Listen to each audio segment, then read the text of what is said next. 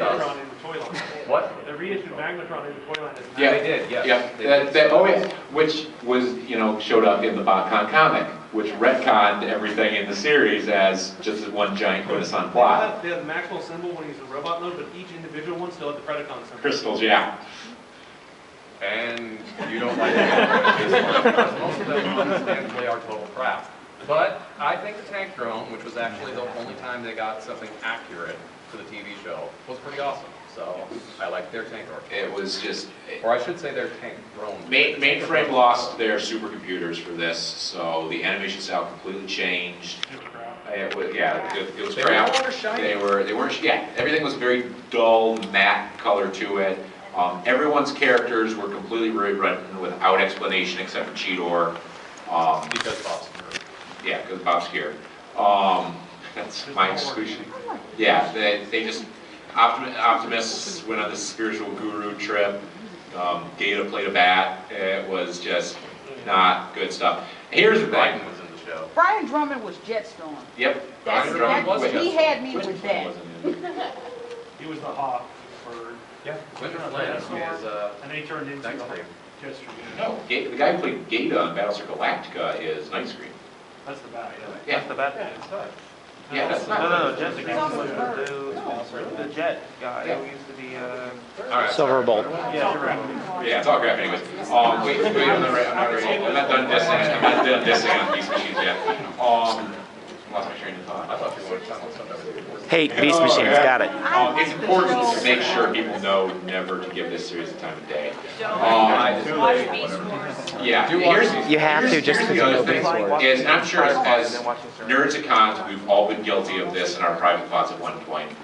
When Beast Machines started, I used to have this great little fantasy of all the actors from Beast Wars sitting around a recording studio looking at the script going, what the is this bull? And it's a paycheck at the end of the day. Well, right here at this very con, right at the end of the hall by those windows, I'm standing around with Scott McNeil a couple years ago here, and I tell him that, and he goes, looks at me dead in the eye and goes, no, this is pretty much what happened. Yes! I freaking hate this series all the more now. I'm totally justified when the voice of half the cast tells you, no, we hate it. It's like, okay. Okay, so moving on, after that came Robots in Disguise. No. Robots in Disguise. Good toys. Robots in Disguise is a mixed bag. I don't think there's a right or wrong answer when it comes to Robots in Disguise. Like Beast Machines is a wrong answer.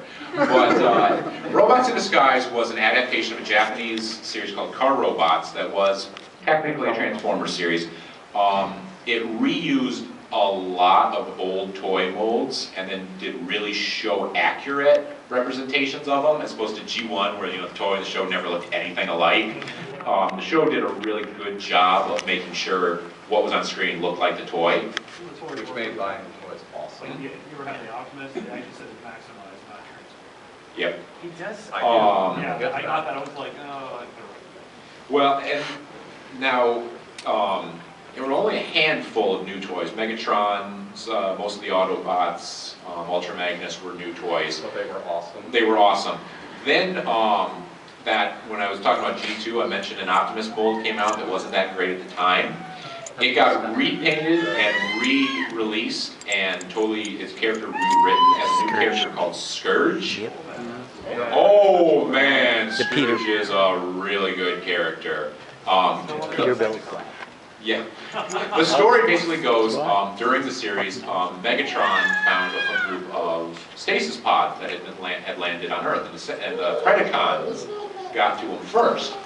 And they scanned military vehicles, so we got the Combaticons from G1 in the show now. The final pod scanned an oil tanker that was going over a cliff, held by Optimus, with a human inside. So it scanned a tanker, a human, and Optimus, with the Predacon, Decepticon programming, all dumped into one character. Boy, howdy did the writers have fun with that later on. Because originally, the first half of the series is kind of episode to episode, nothing really matters. They occasionally mention this thing they're kind of looking for called the O parts, but it's just kind of background noise. Halfway through, things start taking a bigger focus. They find out what the O parts are, they get the O parts, that finds Cerebros, find Cerebros, they find Fortress Maximus, who then they get to vie for control over, because he's programmed to respond to humans and Optimus. And now we've got Scourge, who's a Decepticon who then reads as a human and Optimus. So, And then there's Skybite. oh, there's Skybite. He's the coolest fish in town. He's the greatest guy around. Oh my. Yeah, Skybite is another repaint. He's a repaint of a Transmetal Beast Wars toy. Nobody remembers the original toy. They remember Cybershark Skybite. 2, I think, if I remember. Yeah, it was the second Cybershark. No one remembers that was the original toy. They remember Skybite Yeah. because he's awesome. Yeah. And he doesn't Never have had the toy before the show. Yep. you would just still, Hey, which would you did he still just say pull a is better? Transformers hipster line? Better. Skybite's better. Had the original before the show. Unfortunately, you will often remember Cybershark 2, though, because he was always the only toy left on the shelf when you were looking for Beast He Wars. was a big shelf warmer, although never as bad as Injector. Anyone remember? Does anyone remember Injector? And Optimus Minor. Optimus Minor was pretty bad too, but he wasn't Injector. It was terrible. Okay, O's had a question. I had, I went to KB Toys and those someone said Skyway was 15, Cybershark was like 7. So I bought that, went home, and since I love Skybite, I removed his Maximaloid Spark and put in a Predacon Spark from an old TN2, and he was my Skybite. Oh, Might as well. he just had that. I mean, Skybite's got his like yellow face. Cybershark had like this vomit green face, and like no matter how different the color scheme is, that's all I can see is his vomit green face. I think Cybershark 2 was the only one who didn't make it into that comic series as well. Yeah, probably because. And oh god, the toy was just so sexy too. Yeah. Optimus was a cool toy, except you see the shiny metal paint on his chest on the non-combined one. That paint is gone after the first time you combine him with his trailer. It just comes right off. The articulation in this Optimus is phenomenal, though. I mean, even with his armor on, he still has just as much articulation as with the armor off. So it's this is one of my favorite Transformers in general. Oh yeah, he's mad posable, but have a shiny red Gundam marker around because that paint's gone. Transforming him is also a bit of a pain, Especially especially trying to him pop off just the treads armor. in the back of it to kind of plastic along. Yeah, you have to be very careful with that. But it's a really good toy if you can still find one. The Unicron trilogy. Oh yeah, there it goes. Oh. Okay. So originally the plan was to do a series called Transformers Universe, that basically featured Unicron coming back and Autobots and Decepticons from all continuities were going to be pulled forward into the current time. This was going to be set after Beast Machines to fight the threat of Unicron. Wait, so That was actually their original plot? was going to be the show. That didn't happen. Instead, it ended up being a 3-part comic book that also never finished. Instead, they partnered with the Japanese animation studios to do a joint release in the US and Japan, which is the first time they were really working together. The series not as connected in Japan as they are in America. It just kind of loosely talks about Unicron as the underlying theme. But they officially are. They officially are, yeah. Each series then had a distinctive gimmick. The first one being Armada, which was not a good show. Kind of like I know, it was a better show than Energon. I'll disagree with that statement. Armada, is that what's, That's is mini- that what's showing on the hub? No, that's what's not. Oh, geez. That's Prime. Oh, don't worry, we got stuff to say about that. Wait, Three different shows. They show Prime, new show. No, You see, I'm lost. It's okay. Play animated and Prime. Oh, okay. Okay. Not hard to get lost. Their continuity's screwed anyways. Armada's gimmick was the mini-cons. They introduced a third Cybertronian race that was much smaller, yeah. And they basically did this Pokemon thing, gotta catch them all. They beeped and whistled in the series, as opposed to the comic, they had fully fleshed out personalities and And their characters. names changed every episode. Yeah, oh yeah. Because it started broadcasting in the US before the animation was even done.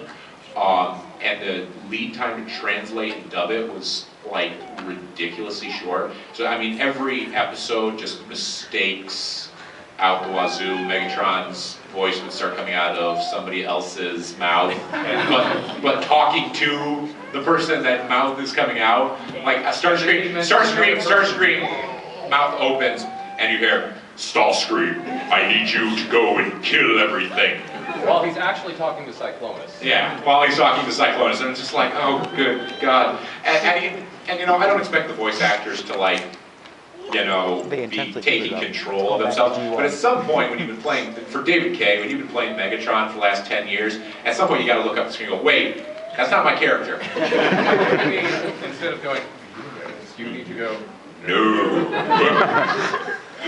After Armada, really, really bad, and then the final episode starts, and it was just utterly phenomenal. yeah. Like, and you're watching it, and you're like, where was this the 49 episodes before? You know what sucks though?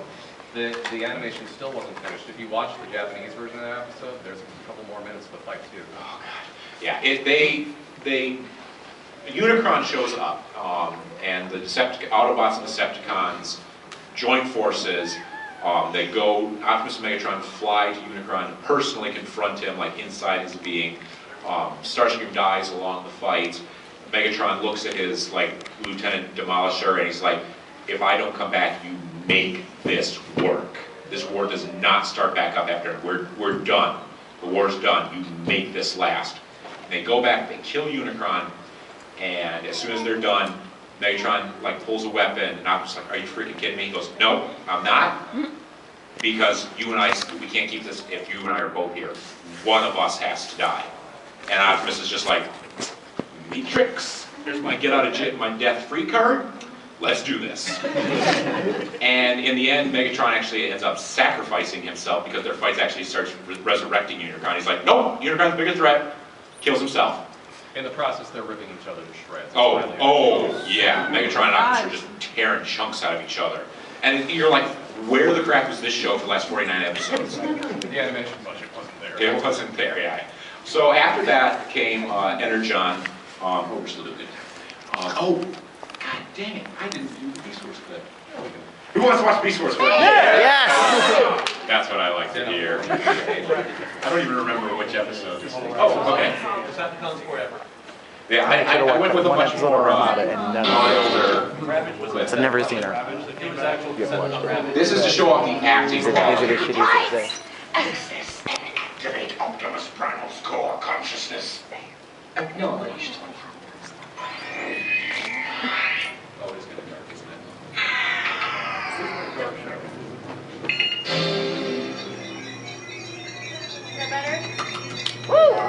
Thank you, dear. Core consciousness. How the hell does he have a brain? On screen.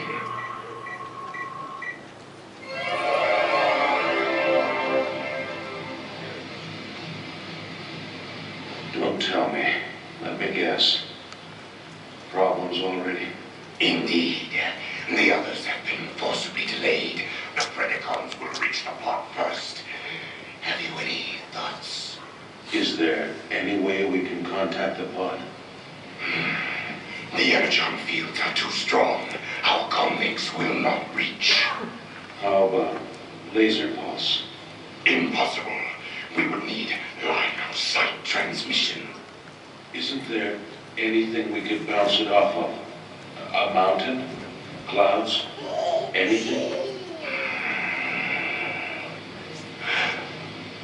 Perhaps there is. Had to show some Beast Wars clips, and then they bounced off. I'm like, I want to watch the rest of the episode now. Don't blame you. No, Megatron. Yeah, that was the one with the Tegatron. Question? What was your reaction to the agenda? Which episode? Or the whole Part thing? 3. Part 3? Well, the animation quality went up huge. That was actually what I was going to try to show as a clip, but Megatron's scenes are so interspersed with the Maximal scenes that the clip would have been way too long. That's okay. The agenda, we got lucky. They gave us an extra 20 minutes today. We still only got half an hour left.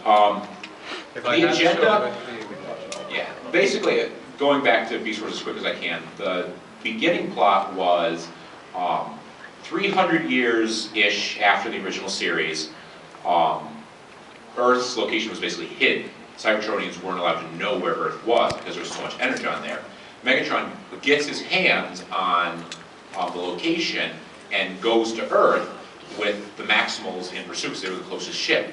Well, the method of travel they're using goes through time and space, and they were fighting in the corridor. So they come out, and they land on a very Earth-like planet, but it's clearly not Earth. The continents are different, the energon deposits are... Yeah, there's 2 moons, energon deposits are infinitely more than Earth has, so, you know, there's energon, they're going to have to deal with it, but they're not on Earth.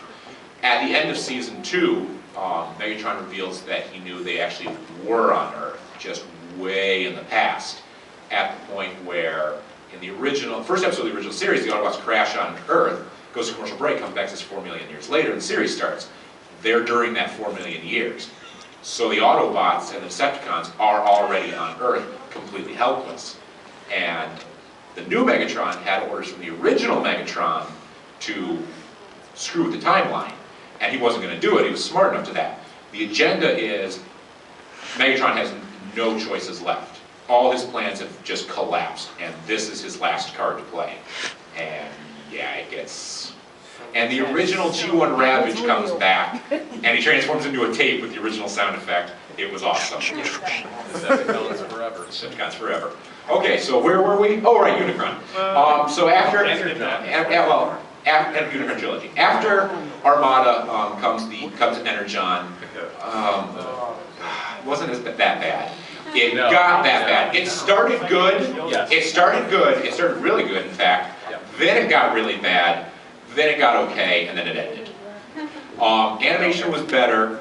It had Demolisher, the character who got told to make this piece last, had some really good character building at first because Megatron comes back and starts the war all over again. He's like, what the crap, man?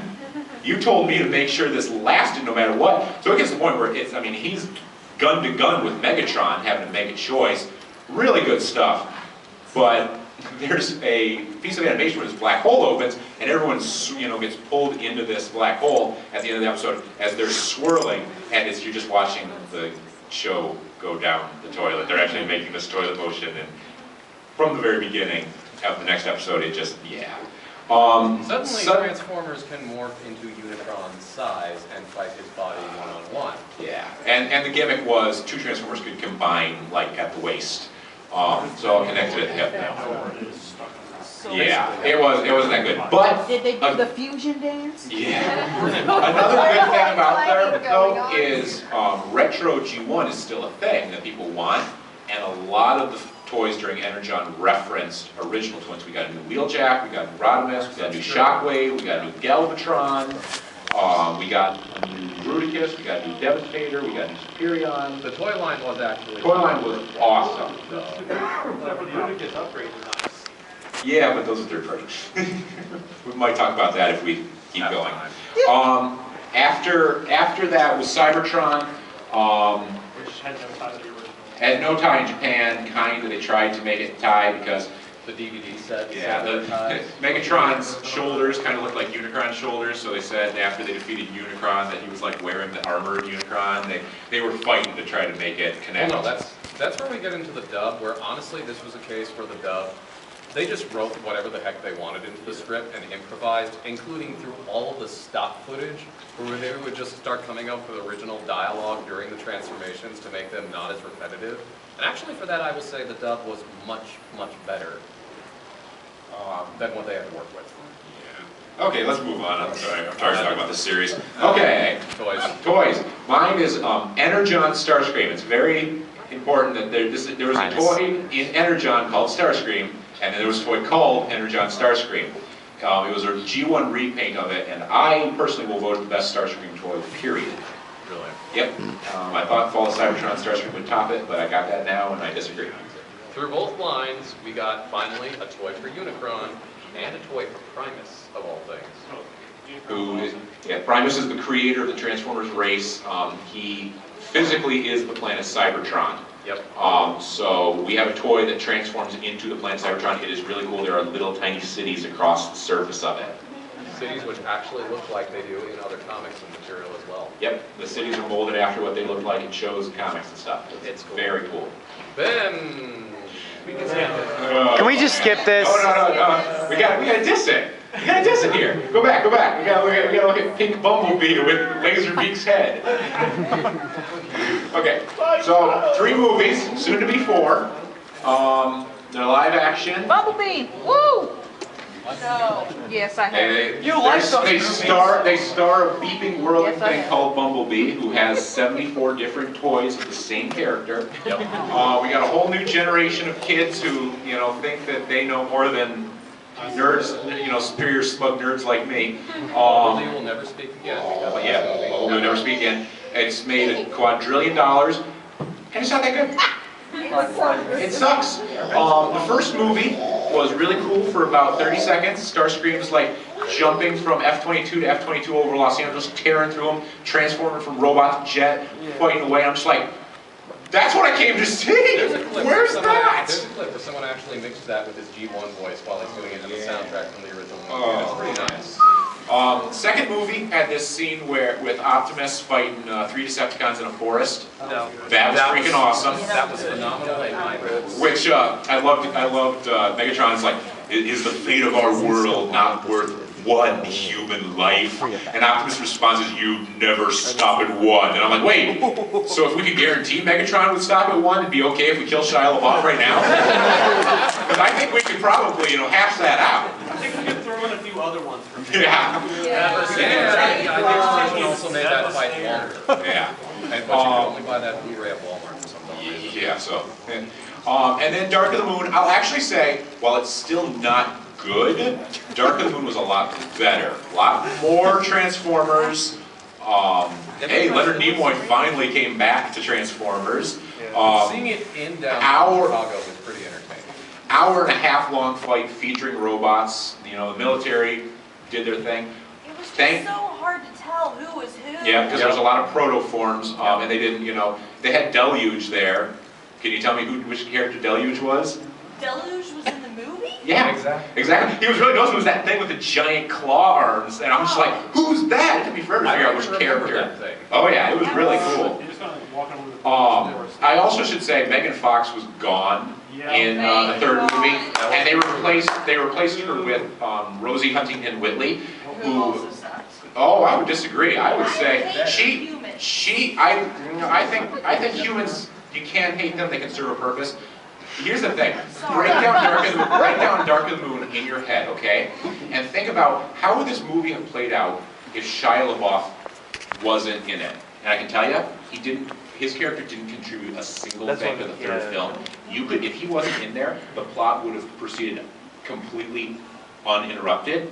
If Carly, Rosie Huntington-Whiteley's character, hadn't been there, Optimus might surely have died, and Sentinel and Megatron would have walked away. They would have, they managed to stop the pillars, so Earth would have been saved, but Megatron and Sentinel would have still been there, and Optimus would have been dead. She saved the day by calling Megatron a little bitch. And we have Leonard Nimoy making Wrath of Khan references. The Wrath of Khan references. Yeah. The other thing about the second movie was the Decepticon. You know what? Google Revenge of the Fallen topless robot and find that article, and that's all you'll ever need to know about Revenge of the Fallen. Also, I should say Dark of the Moon gave us Laserbeak finally, and Laserbeak was flippin' awesome in this movie. The best version, I would say. You know what Laserbeak turns into in Dark of the Moon? Whatever he wants to. There's a scene in about the course of 30 seconds, he adopts 57 different alt modes. And he's like, I'm turned into a copy machine. The guy I'm trying to kill is walking away from me. Whoosh, I'm a computer now. The guy's walking away. Whoosh, I'm a flat screen on the wall. And I'm just like, that's awesome. And then he like looks at this human and is like, oh, Jerry. You are my favorite of them all. And it throws him out the window. It was Chang. Oh, it was Chang from Community. Kills Chang. That's right. Okay. I should say for all the terribleness, one of the 2 greatest Transformers toys. Yeah, Jazz was sick. Jazz was. Yeah, that Jazz toy is one of the 2. Can I rip him in Is half one of too? the 2 best toys, straight up just toys that they've ever put out. The other being a human, not human alliance, Alternator's Mirage. I like Jolt just because I think I feel bad for the guy. Yeah. Fake Optimus. Yeah, and he was added in, the last.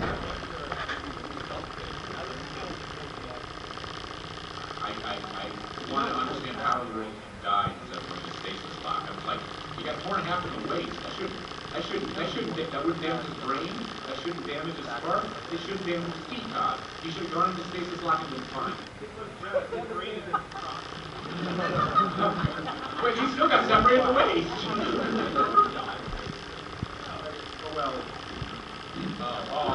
Damage to the peacock and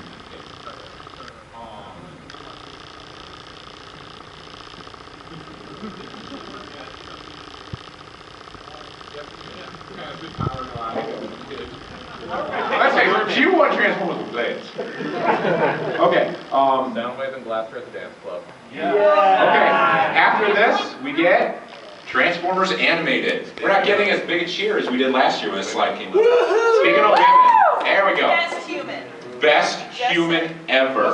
Where is it? Third bullet point down. Best human ever. Yep.